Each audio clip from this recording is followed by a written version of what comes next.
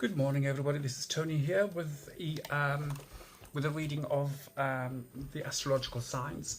Today is Gemini, which is the third sign in the astrological wheel out of the 12 signs, and the element is air.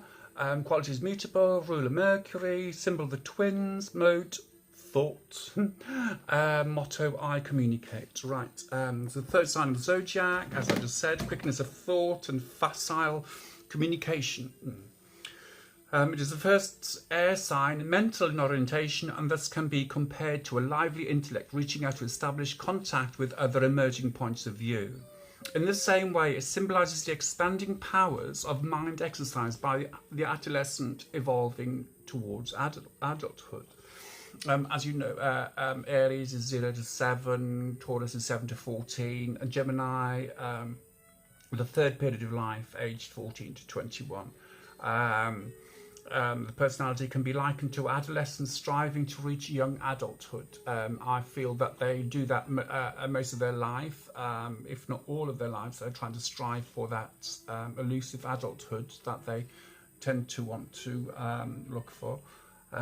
This period is typified by desire to integrate socially, but also to break away from parental and or societal authority. In fact, though outspoken, Geminis are not rebellious per se. They just revel in their own individuality and value personal freedom above all else. Like adolescents, Geminis are attracted to excitement and change. They bore easily and generally prefer going out in search of excitement to staying home and enjoying security and simple pleasures. Few things bring them as much satisfaction as travelling around with one or more friends looking for some trouble to get into. For Geminis, trouble means adventure, daring, innovation, and perhaps the fun of recounting their exploits while embellishing a few details to liven things up a bit. Geminis have nervous energy to burn. The influence of the planet Mercury, the speedy ruler of Gemini, is felt here. Mercury was the winged messenger of the gods, setting new speed records wherever he flew. In keeping with this mercurial energy, Geminis are attracted to those activities that give them a lift, sense of exaltation. If any sign could actually fly, this would be the one. Many forms of travel appeal to Geminis, from bikes and skates to cars and motorcycles, but they also tire easily and faced with the demands of the long haul, may just as soon prefer to give up or change direction. Most of the Geminis I know have changed direction or have given up totally at an endeavour because they couldn't get what they wanted or couldn't get to the situation they wanted to be in. Geminis like being part of a group. They tend to liven up any social situation with a flow of ideas and verbal facility. However, they may not readily accept the responsibilities of group membership. They are often accused of being fickle and even superficial, but in their view, changing one's mind is no sin. The importance of non-attachment is something a Gemini usually takes to heart. And that comes down to relationships as well. A Gemini in a relationship don't want to feel tethered. They like to think that they can do their own thing no matter how long they've been in a relationship with somebody. They do tend to want to... Thank you, Simba. He must be a Gemini himself because he's agreeing with me there. But yes, so they do like, the Geminis I know are quite flighty. I would want, for want of a better word, quite flighty in certain things. They just, like it says on here, nervous energy. They do tend to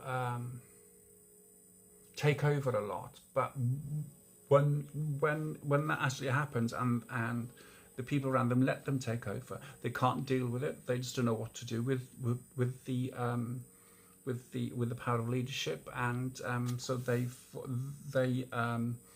tend to basically just fall by the wayside and then just move on to something else. Relationship wise, they seem to be quite flighty and not knowing what they want.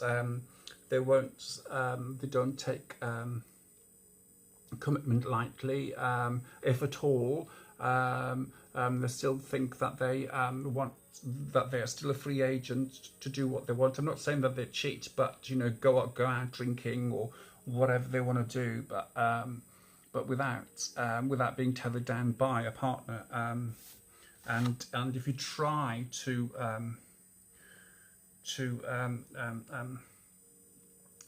tether them and in a relationship, they will take flight, and it's like they're scared of commitment, because it means that they can't carry on doing what they want to do.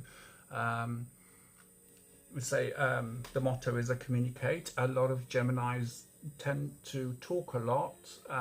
No, I'm not a Gemini myself, no, even though I do talk a lot. They do tend to talk a lot, but it's mostly stuff and nonsense. It's very rare that you find a Gemini that you can tie down and talk about as something that they will be interested in properly, and they just sit down and have an animated conversation about it.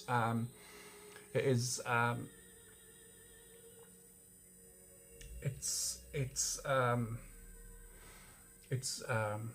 it is quite hard for them to actually do that. You know, don't get me wrong, they will talk. You can have a decent conversation with them, but they won't do it for long, if you know what I mean. They tend to go on to the next subject even before you have finished talking about something else. They just flip from one to the other. And Queen Victoria was a Gemini, which I didn't realise. Marilyn Monroe, yes. Anne Frank, Paul Gauguin, Sir Arthur Conan Doyle. Gemini attractions to Virgo, Libra and Sagittarius, it says here. There we go. I've met a few Geminis in my time, and they don't make their mind up very easily. They're worse than Libras. People say that Librans don't make their mind up. They're very wishy-washy about stuff. But I think Gemini's even more so. They can overthink things, and if it doesn't work out the way they want it to, then it's not going to happen. So that's Gemini for you. And the next one I'll be reading is Cancer, which is the fourth sign of the zodiac, which means which orientates around family and the hearth and the home. Okay, thank you. Speak to you soon. Goodbye.